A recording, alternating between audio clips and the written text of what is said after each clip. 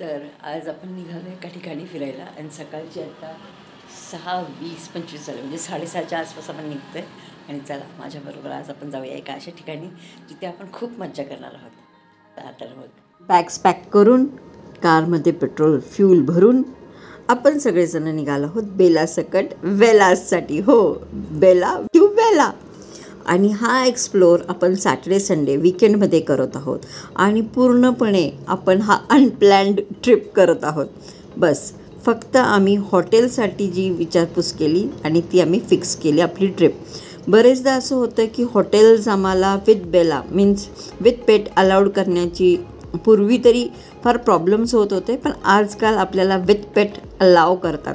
आणि वेलाजमध्ये आम्हाला प्रत्येक होमस्टेमध्ये सर्वांनी अलाव केलं होतं.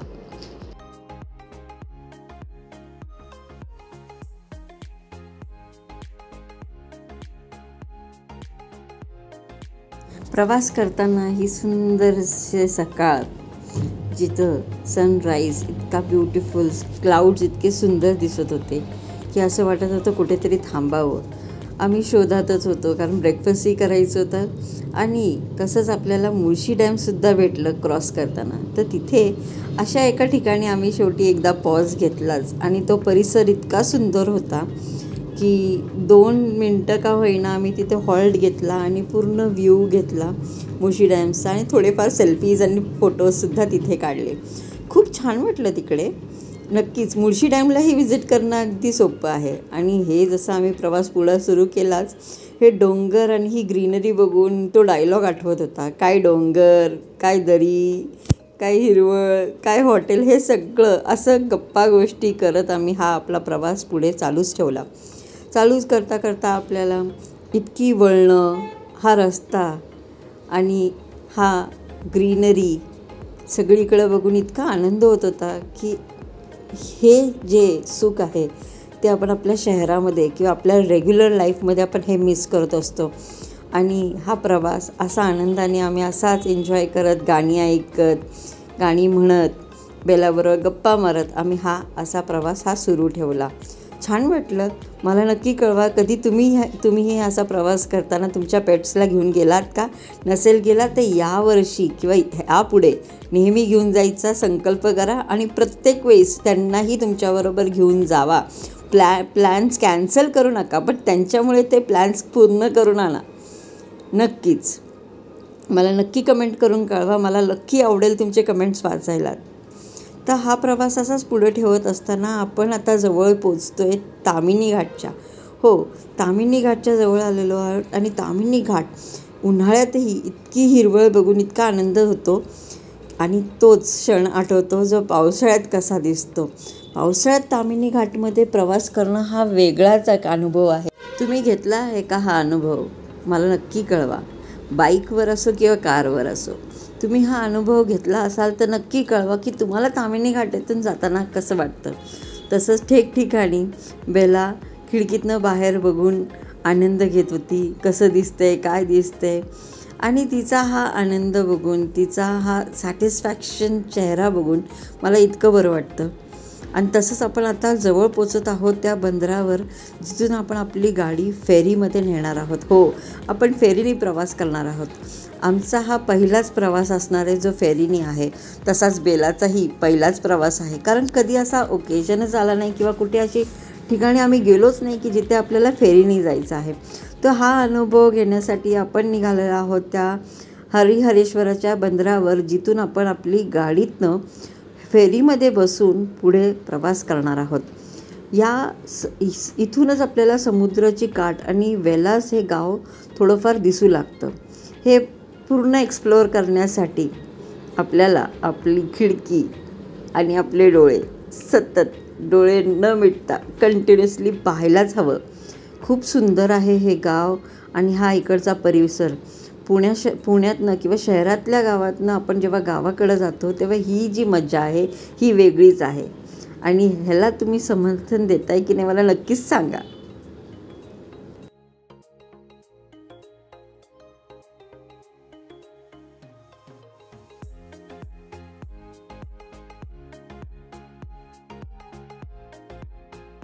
आता आपण जवळच आलो आहोत आपल्या त्या पोर्टवर. हो, या पोर्टवर लाईनशीर भरपूर गाड्या आपल्याला दिसल्या. आपण थोडासा ब्रेक घेऊन थोडा वेळ थांबून तिथे थोडीशी विचारपूस केली. तेव्हा कळालं की आपल्याला इथे तिकीट विकत घ्यावं लागतं आणि त्याच्यासाठी मी पुढे उतरून निघाले बघायला की तिकीट कुठे आहे.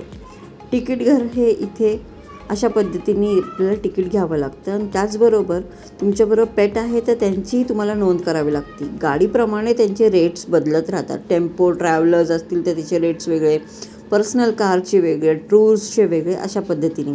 आणि हेच आम्ही पाहत असताना आपण वाट बघत होतो की आपण कधी आपला प्रवास फेरीवर सुरू करतो आहे.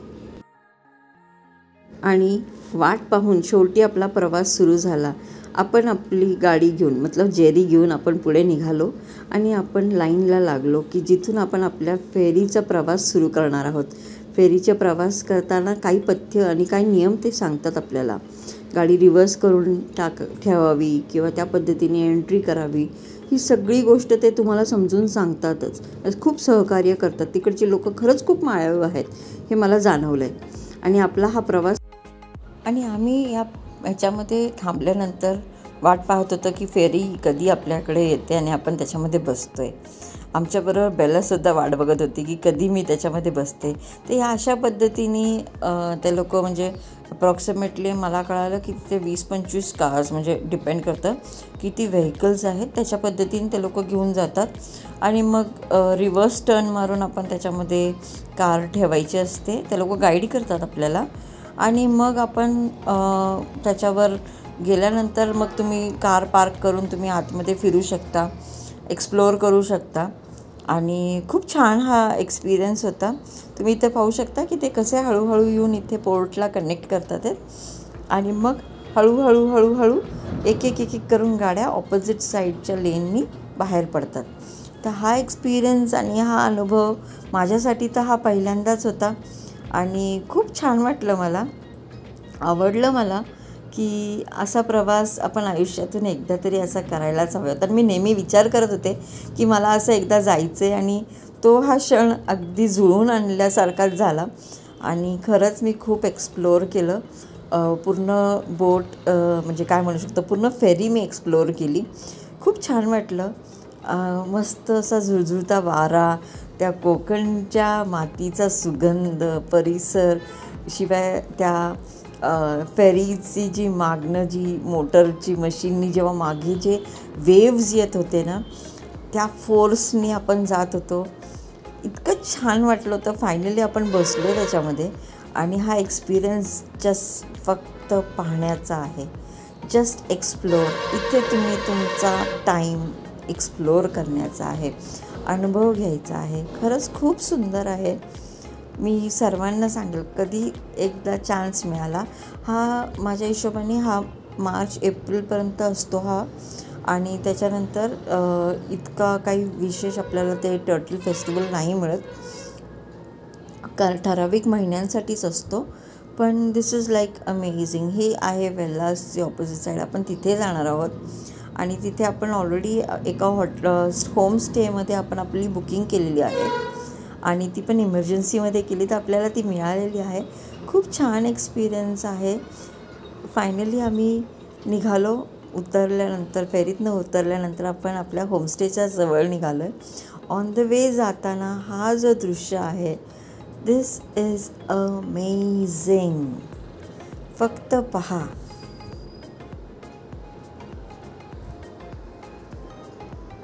इतकं जवळ समुद्र होता.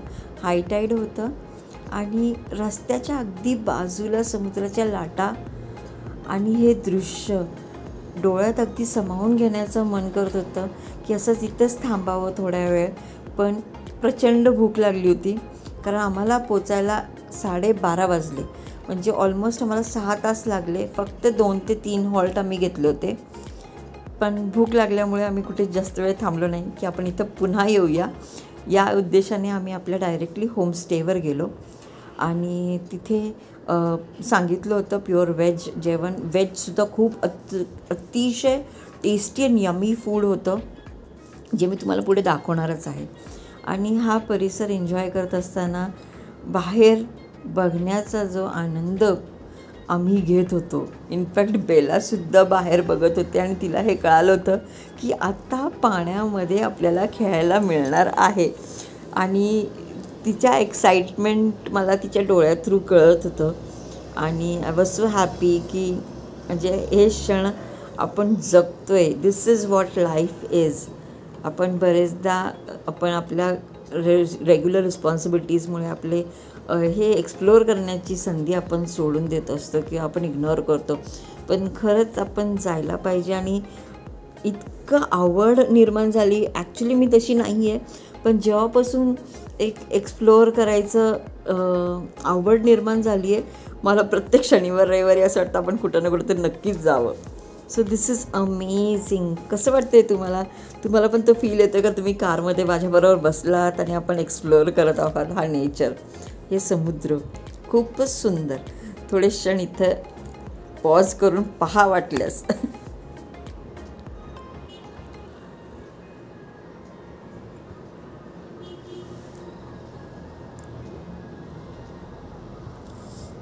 हा पूर्ण मी डिलीट नाही म्हणजे एडिट नाही केला आहे, पूर्ण दाखवण्याचा प्रयत्न केला आहे की किती सुंदर दिसतं आहे हे, किती सुंदर.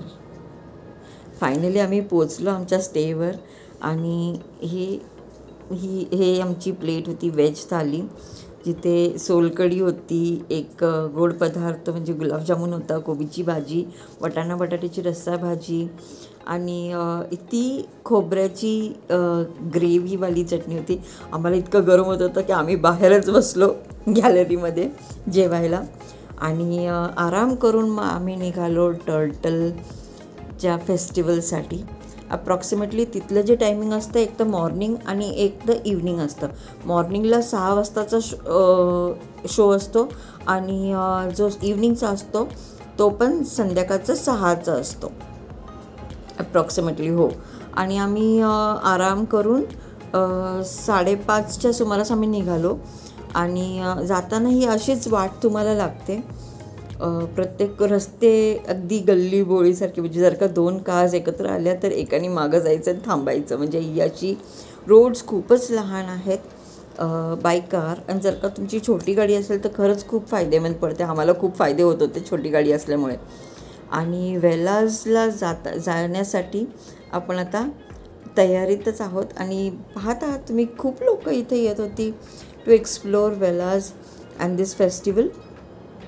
आणि प्रत्येक जणाला एक वेगवेगळे अनुभव घेण्यासाठी होमस्टे इथे खूप इझिली अवेलेबल आहेत.